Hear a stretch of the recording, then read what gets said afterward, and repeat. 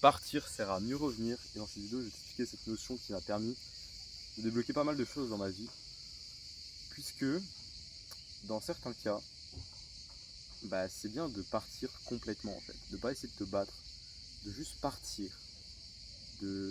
Pour un exemple, imaginons tu es sur Instagram, tu es un gros consommateur, ça peut être pertinent pour toi de partir complètement de l'application, donc de la désinstaller pour revenir plus fort plus tard.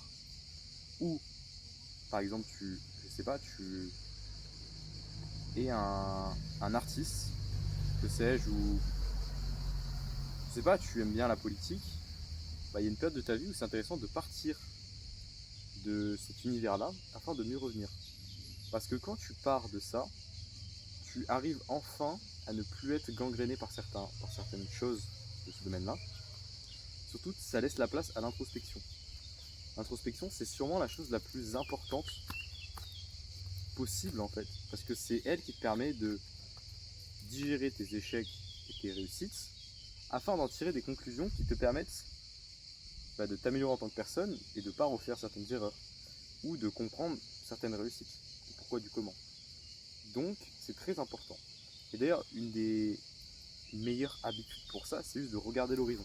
C'est-à-dire de se poser comme ça sur une chaise, de contempler devant toi, idéalement la mer, tu contemples l'horizon de la mer et tu te dis, juste tu réfléchis avec toi-même, tu n'as aucune chose qui te divertit, qui stimule ton cerveau. Tu n'as aucune distraction, même bénéfique, soit-elle, même du travail ou quoi que ce soit, tu n'as rien. Juste tu te poses, tu fais rien du tout. Ça j'appelle ça regarder l'horizon, ça peut être te poser en forêt aussi, regarder le paysage.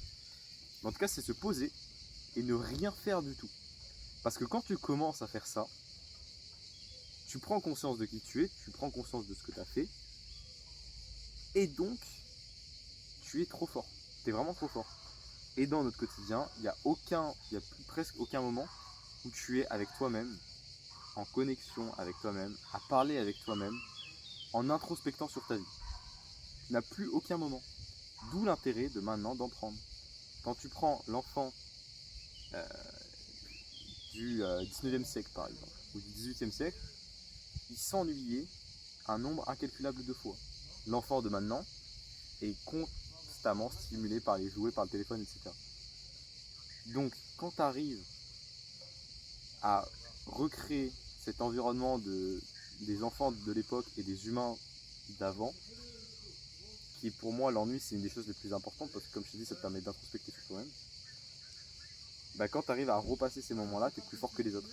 Parce que quand tu es enfant, c'est là où tu réfléchis le plus, c'est là où tu comprends le plus la vie, où il y a le plus d'infos qui te font changer en tant que personne. Et c'est ces moments d'ennui qui servent à quelque chose. Et souvent quand tu es adulte, tu les perds, parce que tu peux te divertir constamment.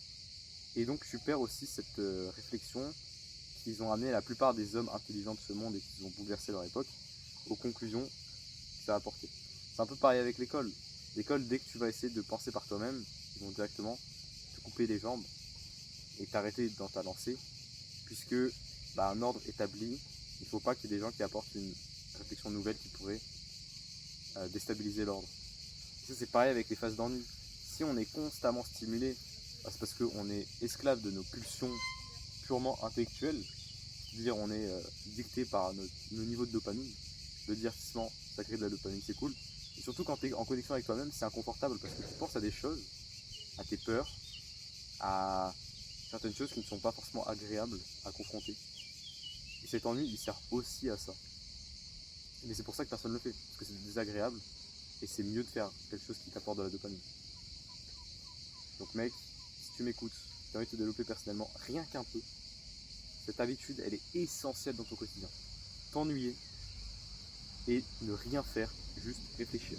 T'es pas obligé de méditer, les yeux fermés, ok. Tu peux juste regarder l'horizon.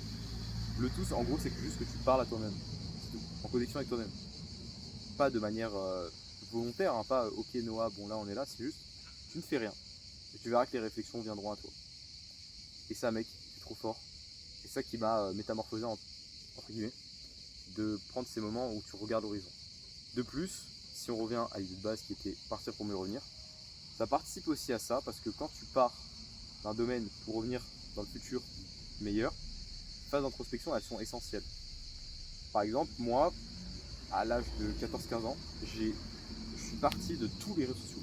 J'ai tout désinstallé, je n'avais plus aucun réseau social sur mon téléphone. Et quand je suis revenu sur les réseaux sociaux, j'ai commencé à créer du contenu. J'ai commencé à vivre de ma passion. Et là, c'était bien différent. Donc il y a des phases où tu es obligé de partir. Dans mon aventure entrepreneuriale et dans ma création de contenu, bah, un certain temps, j'ai quitté la création de contenu, j'ai arrêté de créer du contenu pour revenir plus fort, avec des idées nouvelles, avec une approche différente. Cette régularité de être 1% chaque jour meilleur, c'est intéressant, mais ça c'est limite. Des fois, il vaut mieux juste tout arrêter, tout stopper, vraiment partir une bonne fois pour toutes, afin de revenir de la meilleure des manières, avec une pensée différente. Et surtout de prendre le recul souvent. Prendre du recul, c'est très important. Voilà mec. Je te souhaite une bonne journée.